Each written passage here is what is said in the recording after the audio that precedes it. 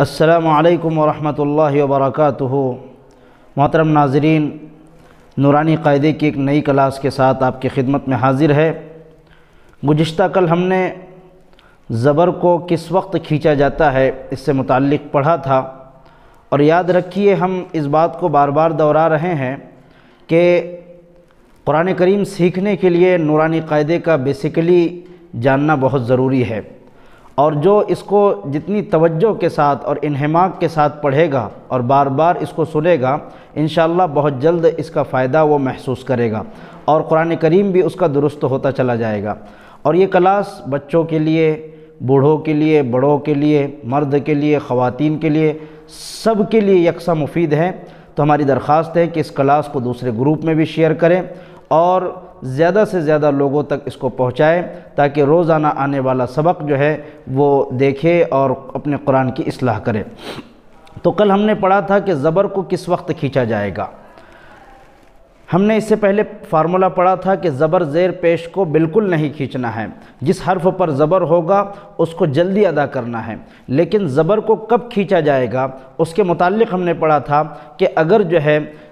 زبر کے بعد الف آ جائے، با الف زبر با، تو اس وقت ایک الف کے برابر کھینچا جائے گا۔ اسی طرح اب زیر کو کب کھینچا جائے گا؟ جب زیر کے ساتھ یا لگ کر آئے، جب زیر کے ساتھ یا لگ کر آئے تو اس زیر کو کھینچا جائے گا، یعنی یا ساکن ہو، جس یا کے اوپر جزم ہو تو ایسی یا کو یائے مدہ کہتے ہیں، اور اس کو ایک الف کے برابر کھینچا جائے گا۔ یعنی یا ساکن سے پہلے ایسی یا جس پر جزم ہو اور اس سے پہلے زیر ہو تو اس کو ایک الف کے برابر کھینچ کر پڑھیں گے، جیسے حمزہ یا زیر ای، با یا زیر بی، تا یا زیر تی، ثا یا زیر ثی، اس طرح ہمیں کھینچ کر پڑھنا ہے۔ تو چلیے ہم اپنے سبق کی طرف بڑھتے ہیں اور نورانی قاعدہ کھولتے ہیں۔ ہم نے کئی مرتبہ کہا کہ آپ جو ہے نورانی قاعدہ ضرور خرید لیجئے، کسی بھی دینی بک اسٹال کے اوپر یہ قاعدہ بہت کم قیمت میں مل جاتا ہے، یا پھر آپ کے پاس اگر اینڈرائیڈ موبائل ہیں تو پلے اسٹور کے اندر بھی یہ موجود ہے، آپ اس سے بھی اسے ڈاؤن لوڈ کر سکتے ہیں، لیکن آسانی کے ساتھ دکانوں پر مل جاتا ہے، آپ اسے خرید لیجئے اور اس کو بار بار پڑھتے رہیے۔ چلیے ہم اپنے آج کے نئے سبق کی طرف بڑھتے ہیں۔ اب یہاں پر یا مدہ ہم پڑھ رہے ہیں، تو یہاں لکھا ہوا ہے یا ساکن سے پہلے زیر ہو تو یا مدہ ہوگا، یا مدہ کو ایک الف کے برابر کھینچ کر پڑھیں گے۔ یہ فارمولہ ہے، اس کو اسی طرح رٹ لیجئے تاکہ جہاں پر بھی ایسی یا دکھائی دے کہ جس کے اندر جزم ہو، جس یا پر جزم ہو اور اس سے پہلے زیر ہو تو اس کو کھینچا جائے گا۔ اب دیکھتے ہیں ہم پریکٹیکلی طور پر کہ کیسے اس کو کھینچیں گے۔ دیکھیے یہ یا ہے اور یہ یا کے اوپر یہ جزم بنا ہوا ہے، تو اس ایسی یا کو یا ساکن کہتے ہیں۔ یا ساکن سے پہلے زیر ہو تو یا مدہ ہوگا، اور اس کو کس طرح پڑھیں گے؟ حمزہ یا زیر ای، با یا زیر بی۔ اگر کوئی پوچھے کہ بھئی یہ با کو آپ کیوں کھینچ رہے ہیں، تو اس سے یہ فارمولہ آپ کو بتانا ہوگا کہ یا ساکن سے پہلے جب زیر آ جائے تو اس جو ہے با کو کھینچ کر یا اس زیر کو کھینچ کر پڑھیں گے، چاہے حرف جو بھی ہو اس زیر کو کھینچ کر پڑھا جائے گا۔ تو یہ دیکھو یا ساکن سے پہلے یہاں پر زیر آیا ہے اور زیر با پر ہے، با کے نیچے ہیں، تو اس با کو کھینچ کر پڑھیں گے۔ بی، تا یا زیر تی، ثا یا زیر ثی، جیم یا زیر جی، حا یا زیر حی، خا یا زیر خی، دال یا زیر دی، ذال یا زیر ذی، را یا زیر ری۔ پھر ایک مرتبہ میں ریپیٹ کرتا ہوں، اگر آپ سے کوئی پوچھے کہ اس را کو آپ کیوں کھینچ رہے ہیں تو اس کا فارمولہ آپ کو بتلانا پڑے گا کہ اگر جو ہے زیر کے بعد یا ساکن آ جائے، یا ساکن سے پہلے کوئی بھی حرف ہو اور اس کے نیچے زیر ہو تو اس حرف کو ایک الف کے برابر کھینچ کر پڑھیں گے۔ تو دیکھو یہاں پر یا ساکن ہے اور اس سے پہلے را کے نیچے زیر ہے، تو را یا زیر ری، زا یا زیر زی، سین یا زیر سی، شین یا زیر شی، صاد یا زیر صی، ضاد یا زیر ضی، طا یا زیر طی، ظا یا زیر ضی، عین یا زیر عی، غین یا زیر غی، فا یا زیر فی، قاف یا زیر قی، کاف یا زیر کی، لام یا زیر لی، تو کیوں کھینچ رہے اس لام کو؟ اس کے نیچے زیر ہے، تو اس کا فارمولہ آپ بتلائیں گے کہ یا ساکن سے پہلے جب کسی بھی حرف کے نیچے زیر ہو تو اس جو ہے یا کو کھینچ کر پڑھیں گے، اور اس زیر کو کھینچ کر پڑھیں گے۔ تو زیر کھینچنے کا فارمولہ یہی ہے کہ اس کے بعد اگر یا ساکن آ جائے تو اس زیر کو کھینچ کر پڑھا جائے گا۔ میم یا زیر می، نون یا زیر نی، واو یا زیر وی، ہا یا زیر ہی، حمزہ یا زیر ای، یا زیر یی۔ تو اس طرح جو ہے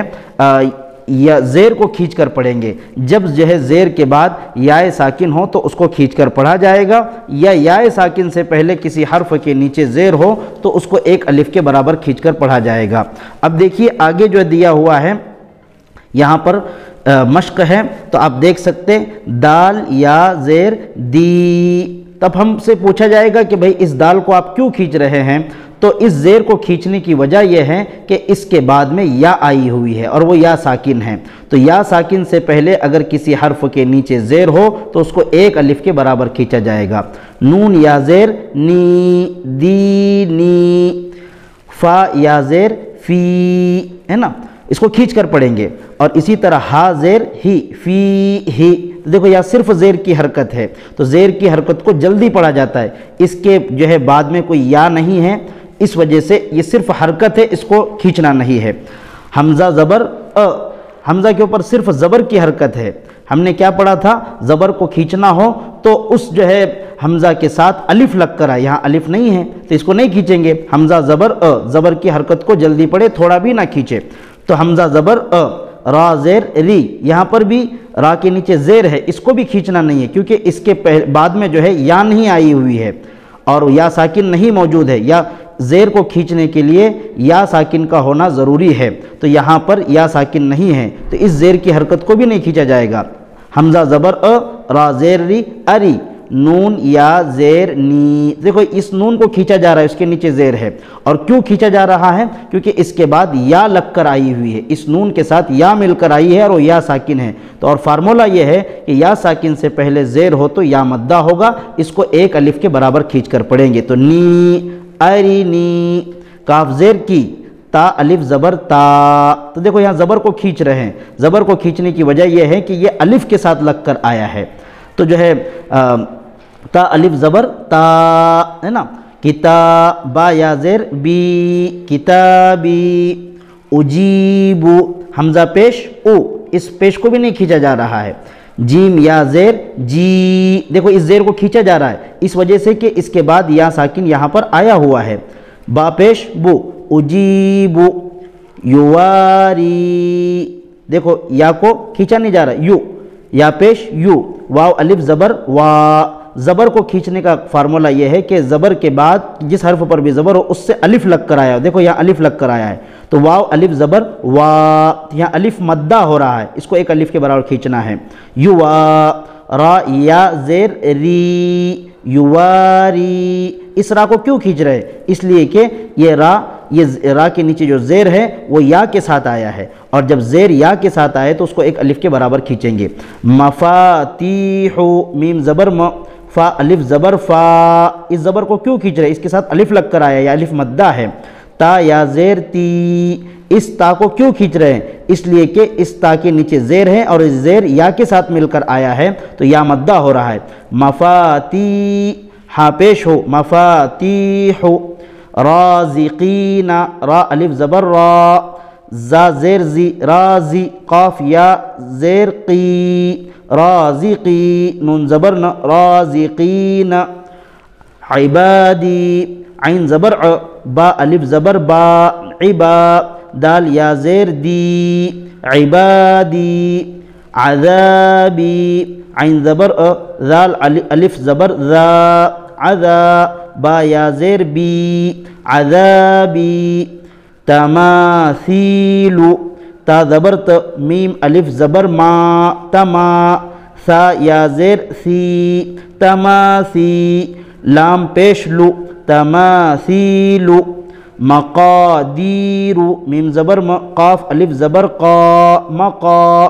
دال یا زیر دی، مقادی، اس کو کھینچ رہے ہیں ہم دال کو، اس لیے کہ اس زیر کے ساتھ یا لگ کر آیا، را پیش رو، مقادیر، اخیہ، حمزہ زبر خا یا زیر خی، اس کو کھینچ رہے، یہ خا کے نیچے جو زیر آیا ہے یہ یا کے ساتھ آیا ہے تو اس کو کھینچ کر پڑھنا، یا مدہ ہوگا، اخی، ہا زیر ہی، اخیہ، بنیہ، با زیر، با زبر ب، نون یا زیر نی، بنی، ہا زیر ہی، بنیہ۔ تو یہ آج کا سبق تھا کہ زیر کو کب کھینچ کر پڑھا جائے گا، تو ہم اس فارمولے کو یاد رکھیں، زیر کو اس وقت کھینچ کر پڑھا جائے گا جب زیر یا کے ساتھ مل کر آئے، یعنی یا ساکن ہو اور اس سے پہلے زیر آ رہا ہو تو ایسی یا کو یا مدہ کہتے ہیں، اور یا مدہ کو تھوڑا کھینچ کر پڑھتے ہیں۔ تو ہم نے پڑھا ہے کہ جن زبر زیر پیش کو کب کھینچا جاتا ہے، جبکہ وہ مدہ ہو، اور حروف مدہ کتنے ہیں؟ 3 ہیں، الف، واو، یا، تو اس کو ایک الف کے برابر کھینچ کر پڑھتے ہیں۔ ان تینوں میں سے ہم نے الف مدہ کو پڑھا، الف سے پہلے